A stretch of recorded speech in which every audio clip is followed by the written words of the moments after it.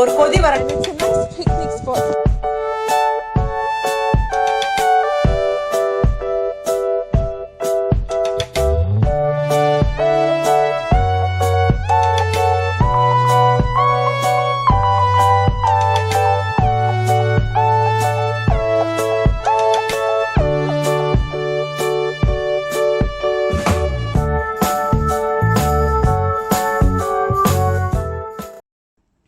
கார்டனில் வந்த வெந்தயக்கீரை தளன்னு அழகாக இருக்குது. ரொம்ப சூப்பர், ஆர்கானிக். எவ்வளோ அழகாக வந்திருக்கு பாருங்கள். இதை நான் என்ன பண்ண போகிறேன், கம்மியாக தான் இருக்குது. இது கட் பண்ணால் ரொம்ப கம்மியாக வரும். ஸோ இதோட உருளைக்கிழங்கு, வெங்காயம், தக்காளி போட்டு ஒரு வதக்கி சாப்பிட போகிறோம். ஸோ நான் எப்படி பண்ணுறேங்கிறத உங்களுக்கும் காமிக்க போகிறேன்.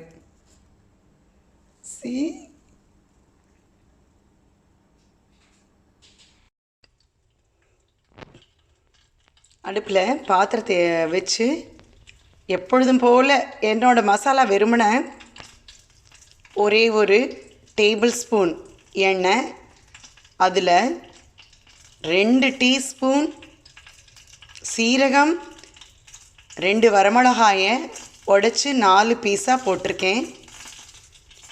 எப்பொழுதுமே அதிக மசாலா இப்போ எனக்கு சேர்த்ததுனால இது மட்டுமே தான் என்னோடது. அப்புறம் இவர் எங்கள் வீட்டுக்காரர் அதிகமாக இது பண்ணக்கூடாதுன்னு சொல்லிடுவார். உப்பு போடக்கூடாது, கீரையிலேயே உப்பு இருக்குது, இப்போ உப்பு சேர்த்தக்கூடாது, உப்பு நல்லது இல்லைன்னு. ஆனாலும் எனக்கு கொஞ்சம் உப்பு போட்டால் தான் பிடிக்கும். ஃபஸ்ட்டு நம்ம உப்பு இல்லாமல் பண்ணிவிட்டு அப்புறமா போட்டுப்பேன். இப்போ கொஞ்சம் வெங்காயம்,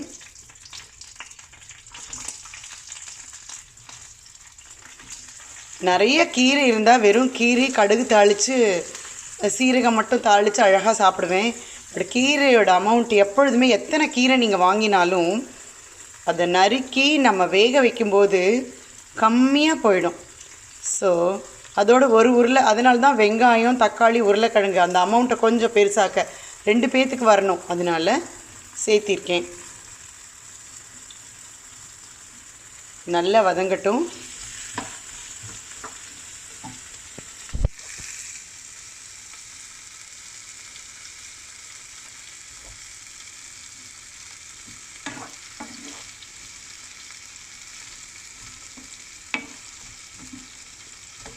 எப்பொழுதுமே கீரை பண்ணும் பொழுது ஒரு புளிப்புச்சுவையான ஒரு தக்காளியோ அல்லது கொஞ்சம் புளியோ அந்த மாதிரி சேர்த்தணும், புளிப்புச்சுவை. அப்போ தான் அந்த கீரையில் இருக்கிற இரும்பு சத்து நம்ம உடம்புல அப்சர்வ் பண்ண அந்த புளிப்புச்சுவை நமக்கு ஹெல்ப் பண்ணும், விட்டமின் சி. ஸோ அதனால் நான் இந்த தக்காளி சேர்த்திருக்கேன். இப்போ நம்ம நறுக்கி வச்ச அந்த கீரைகள் போட்டுடலாம்.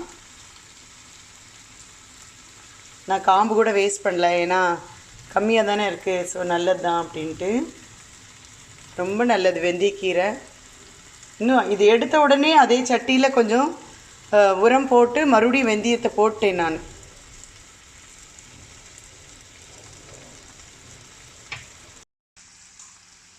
கொஞ்சம் மஞ்சள் பொடி சேர்த்திருக்கேன்.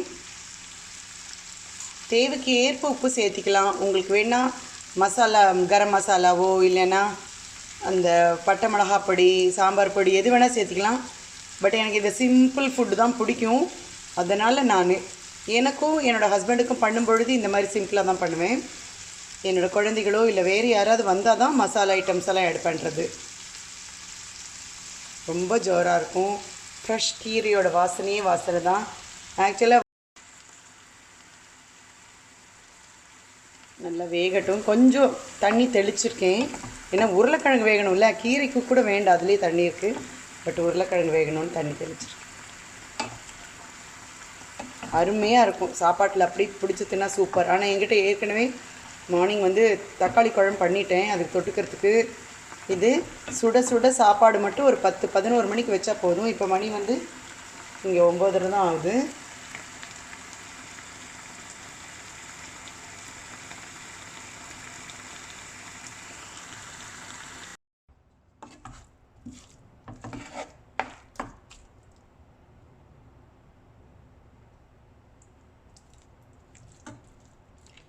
இந்த ரெசிபி உங்களுக்கு பிடிச்சிருந்தா கட்டாயம் லைக் பண்ணுங்கள், கமெண்ட் பண்ணுங்கள், சப்ஸ்கிரைப் பண்ணுங்கள்.